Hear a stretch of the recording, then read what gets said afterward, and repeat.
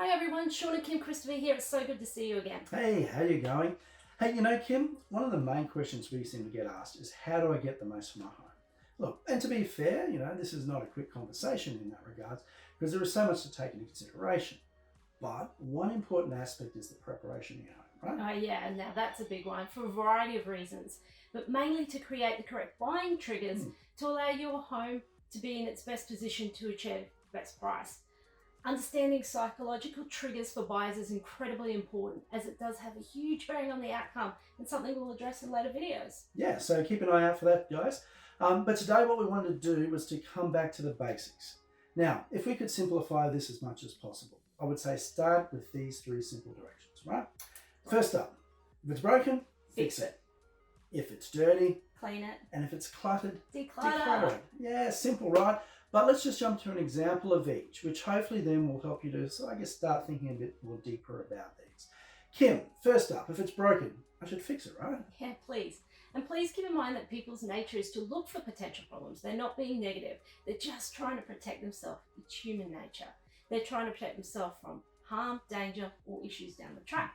So if there's something that doesn't work, the immediate concern for the buyer is, what will it cost me to fix this?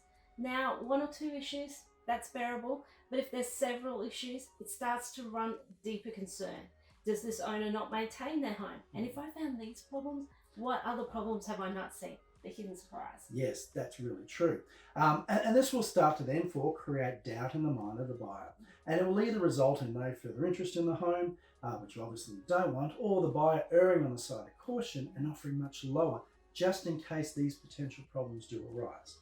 So please, if it isn't working as it should be, take the time and effort to fix it properly. Yeah, definitely. Next would be if it's dirty, clean it. The hard thing with this one is one person's clean can be another person's dirty. So simple answer to this is clean like you have never cleaned before. You cannot be too clean. If it should be shiny, make it sparkle. Yes, look, you want the buyer to feel the home is well maintained, that they feel comfortable and enjoy being there. And again, this is all helps to create the best buying price. Remember, your home can have dated aspects and they can be more forgiven if they're in great condition and really clean and neat and tidy. And this is all about creating the ambience where the buyer both feels comfortable and knows the owner in their mind is looking after the home. Look, and finally, last one being, if it's cluttered, declutter. This is probably the hardest one to be self-objective. I know some people love their display cases and all the little knickknacks and so forth, or like having every single appliance in the world out on the kitchen bench at the same time. But look, decluttering is vital, correct? Yes. But first, so let's look at the different types of clutter. Now remember, clutter doesn't always mean dirty. It can also mean visual clutter. Yeah, look, that's true. Look, you can have a situation with, say, too much furniture, and this can make a room feel a lot smaller than it actually is. If you say, take the case of a bedroom, having additional drawers in the room, say where there is an existing built-in robe or a walk-in, isn't just a matter of the room looking smaller, but can also give the impression there's not enough storage space, thereby creating really a second negative illusion. Yeah, that's true. And let's look at another example. Let's use a teenager's room that's dirty with clothes strewn everywhere, old food wrappers, smelly shoes. This can be both a dirty, unclean sort of situation as well as a visual clutter. And I don't think anyone wants to walk into a room with 3-day old sports socks looking up at them. No. But there's a certain look buyers best attract to, and I guess minimal is the closest description we could use, but definitely not sterile. That fails for other reasons. That's right. Look, and this is probably the one we get most called in for advice.